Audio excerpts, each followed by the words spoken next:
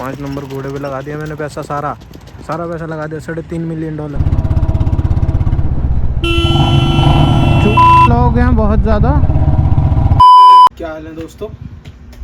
And आज की video में बेसिकली हम बात करने वाले हैं buying procedure of royal Enfield या किसी भी बाइक का buying procedure in Canada, and कैसे आप ख़रीद सकते हो, क्या क्या चीज़ों की रिक्वायरमेंट है, प्लस आपको इंश्योरेंस जो लेनी पड़ती है, इंश्योरेंस कितने में पड़ती है, क्या हिसाब है इंश्योरेंस का। बिकॉज एक क्वेश्चन होता है बहुत लोगों के दिमाग में कि यहाँ पे कनाडा में जो सीज़न होता है बाइक चलाने का, that's for 4 to 6 months, depending on कि आप कितनी गर्मी चल रही है या कितनी सर्दी है या मौसम कैसा है, बारिश है नहीं है, depending on all of these weather situations.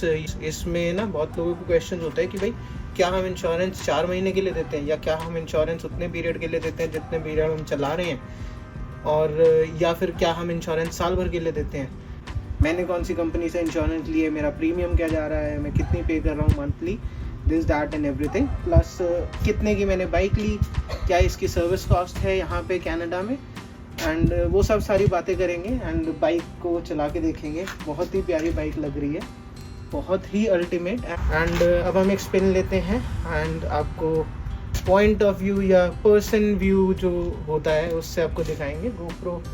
मैंने गोप्रो का माउंट वगैरह सब लगा दिया है हेलमेट पे, आपको दिखा देते हैं। माइक इंस्टॉल हो गया है, गोप्रो का हेलमेट माउंट आ गया है, एंड जो माउंट मैं यूज़ कर रहा हूँ वो है चिन माउंट, बेसिकली चिन माउंट यूज़ कर रहा हूँ मैं।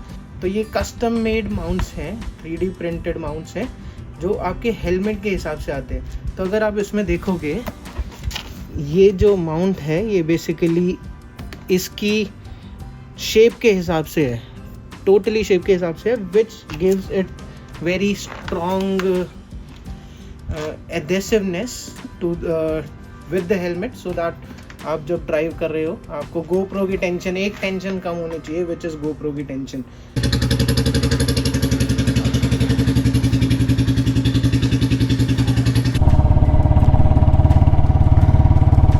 आवाज़ सुनो गाइस, लोग मुड़ मुड़ के देख रहे हैं मोटरसाइकिल को। ये देखो हैलोवीन की तैयारी होने लगी है, अभी से हड्डियों का ढांचा लगा दिया। मुझे लग रहा है इनके श्राद्ध होते हैं हैलोवीन।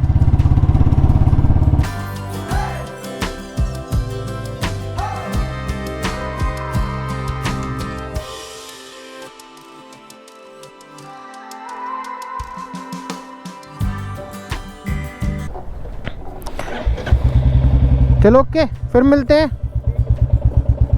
भाई को छोड़ दिया जिम, एंड अब हम जाएंगे राइड पे, उसी रास्ते से वापस जाएंगे।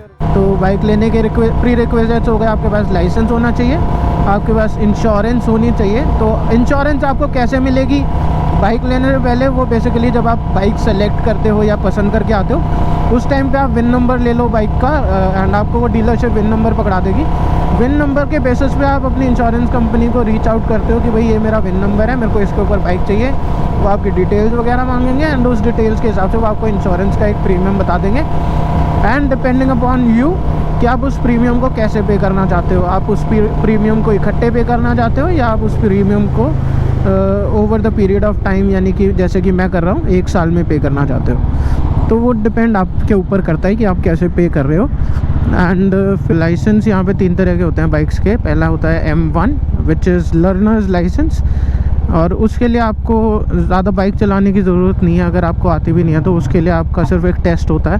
And which is more about rules and regulations, कैसे आपको बाइक चलानी चाहिए एंड क्या क्या रूल्स हैं बाइक चलाते हुए, तो it's more about that. But M1 पे आपको इंश्योरेंस कंपनी इंश्योरेंस बहुत कम देती है, बिल्कुल ना बराबर आपको इंश्योरेंस मिलेंगी, और अगर मिलेंगी भी तो प्रीमियम आपका बहुत ज़्यादा हाई कर देंगे, क्योंकि दे नो कि आप M1 लाइसेंस होल्डर हो और आपको बाइक चलानी हो सकता है ना आती हो, और बैक होम का एक्सपीरियंस, इंडिया का एक्सपीरियंस आप काउंट नहीं करते यहाँ पे बाइक चलाने में। कोई भी इंश्योरेंस कंपनी आपको वो एक्सपीरियंस में ऐड नहीं करेगी। एंड उसके बाद आपके होता है एक M2 लाइसेंस, जिसमें कि आपको बाइक चला के दिखानी होती है मिनिस्ट्री में। एंड उस लाइसेंस के लिए आपके पास 2 ऑप्शंस होते हैं, या तो ड्राइव टेस्ट के पास आप जा सकते हो, वहाँ पे आप टेस्ट बुक करा सकते हो around, if I am not wrong, around $50 to $60 में। एंड अगर आप वहाँ जाते हो तो आपका वो टेस्ट लेंगे। एंड बाइक, उसके लिए आपके पास 3-4 चीज़ें होती हैं। उसके लिए आपके पास पहले से बाइक होनी चाहिए। ज़रूरी नहीं है कि आप ही की बाइक हो, बट वर्किंग कंडीशंस में बाइक होनी चाहिए। लेकिन जो मेरी सिचुएशन थी और जो काफ़ी ज़्यादा लोगों की सिचुएशन होती है, यहाँ पे आप बहुत कम लोगों को जानते हो जो आपके फ्रेंड्स वगैरह जिनके पास बाइक्स होती हैं। तो इस चक्कर में आपके पास बाइक अवेलेबल नहीं होती, तो आपके पास $60 में लाइसेंस लेने का ऑप्शन ख़त्म हो जाता है। दूसरा ऑप्शन होता है यहाँ पे एक राइडिंग स्कूल्स होते हैं। एक जिससे मैंने लिया था वो था RTI, rider training institute. So because मेरे पास बाइक अवेलेबल नहीं थी और मैं रेंट पे लेना नहीं चाह रहा था किसी से, तो उनकी फ़ीस होती है अराउंड $500 से $600। बाइक्स उन्हीं की होंगी एंड गियर्स आपको खुद लेके जाने पड़ेंगे। आप हेलमेट और जैकेट्स, उनकी रिक्वायरमेंट्स होती हैं हेलमेट, जैकेट्स, ग्लव्स और बूट्स। सो आपके पास ये सारी चीज़ें होनी चाहिए। एंड अगर आपके पास नहीं है तो आप ख़रीद सकते हो, आप किसी से लेंड कर सकते हो। 3 दिन का सेशन होता है, एक दिन थर्सडे को या किसी भी दिन मिड वीक वो आपको 2-3 घंटे की क्लास में आपको समझाएंगे रूल्स वगैरह क्या होते हैं एंड बाइक ऑपरेट करने के प्रोसीजर्स, क्योंकि वो ज़ीरो से स्टार्ट करते हैं। उनके लिए अगर तुम्हें आती है तो भी गुड, अगर तुम्हें बिल्कुल ही नहीं आती, you don't know the balancing, but आपको सिर्फ साइकिल चलानी आती है, तो वहाँ उनके लिए वो है कोर्स ज़्यादातर। एंड आपको अच्छे से सिखाते हैं। मैंने खुद एक्सपीरियंस किया था और बहुत अच्छा एक मतलब एक्सपीरियंस रहा मेरा उनके साथ एंड बहुत ही बढ़िया लगा।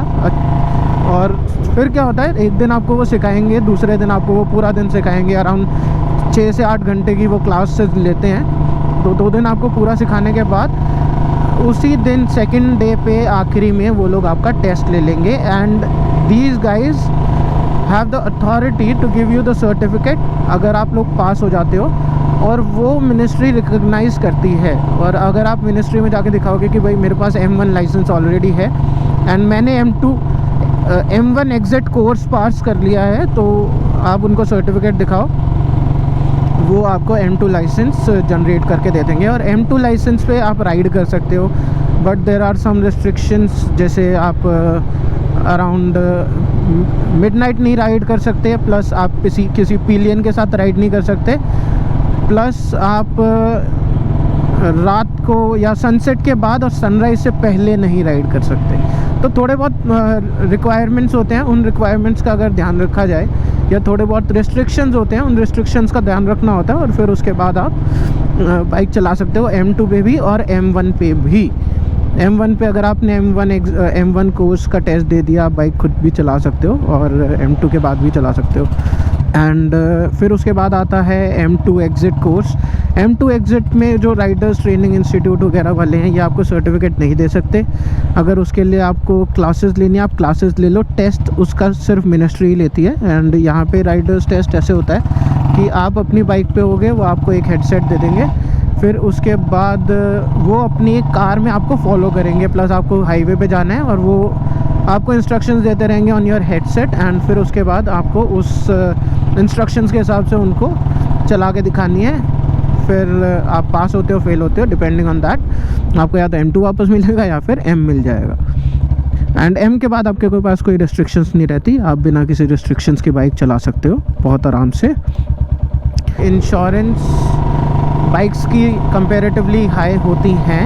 एंड मुझे जो इंश्योरेंस मिली है, मेरी इंश्योरेंस है कॉर्पोरेटर से, जो यहाँ की एक इंश्योरेंस कंपनी है। मेरे को इंश्योरेंस मिली है अराउंड $90 पर मंथ। एंड अगर देखा जाए तो ईयरली है, वो ईयरली मेरे को 11,000 देने हैं, नॉट 11,000, 1100 मेरी ईयरली बनी है, जो प्रीमियम मेरे को पे करना है every year, whether I am driving और whether I am riding the bike और नॉट। तो अगर मैं राइड नहीं भी कर रहा हूँ तो भी मेरे को देने ही देने हैं $90। प्लस बाइक्स को फायर एंड थेफ्ट पे आप नहीं लगा सकते, क्योंकि उन्हें पता है कि season is only for 6 months and आप वैसे भी 6 मंथ्स ही चलाने वाले हो, तो वो प्रीमियम उस अकॉर्डिंगली आपको देते हैं। विदिन आपके, अगर आप विदिन 4 ईयर्स आप बाइक ले रहे हो, तो आपके पास एक रिस्ट्रिक्शन होती है जिसमें कि आप 2 सिलेंडर्स से ऊपर नहीं जा सकते, प्लस आप 600 सीसी से ऊपर नहीं जा सकते, बिकॉज स्पोर्ट्स बाइक में कंसिडर होती हैं कई सारी बाइक्स, अगर आप स्पोर्ट्स बाइक्स को पसंद करते हो तो। हाँ, कई सारी हार्लेज हैं जो अवेलेबल हैं बिकॉज दैट इज़ क्रूज़र, लेकिन उनका प्रीमियम बहुत ज़्यादा हाई होता है। अगर आप हायर सीसीज़ की तरफ जा रहे हो, तो क्योंकि आप नए राइडर हो, आप नॉट सो एक्सपीरियंस राइडर हो इंश्योरेंस कंपनी के हिसाब से। एंड प्रीमियम है समवेयर अराउंड आपको पर मंथ का $100 से $120 $150 के आसपास ही पड़ता है हर बाइक का।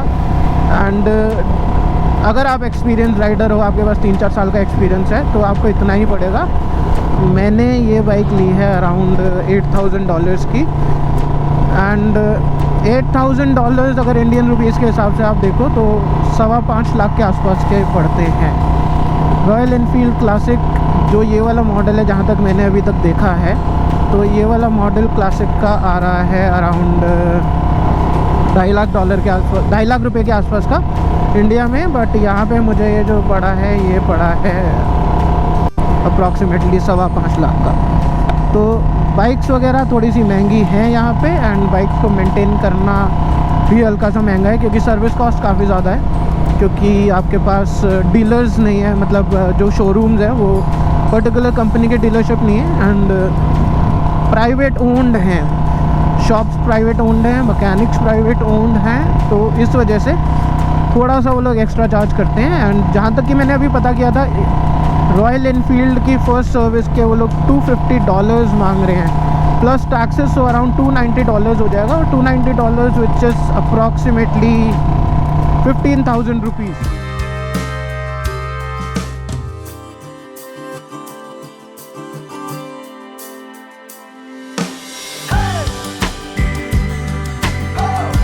आपको वीडियो अच्छी लगी तो लाइक शेयर और सब्सक्राइब करना मत भूलना।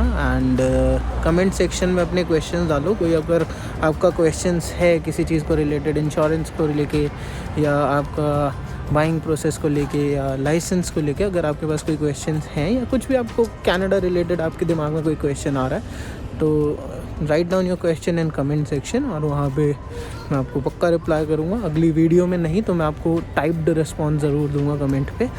तो तब तक के लिए thank you for watching the video. अगर आपको पसंद आई हो तो लाइक शेयर और सब्सक्राइब करना तो बिल्कुल मत भूलना यार।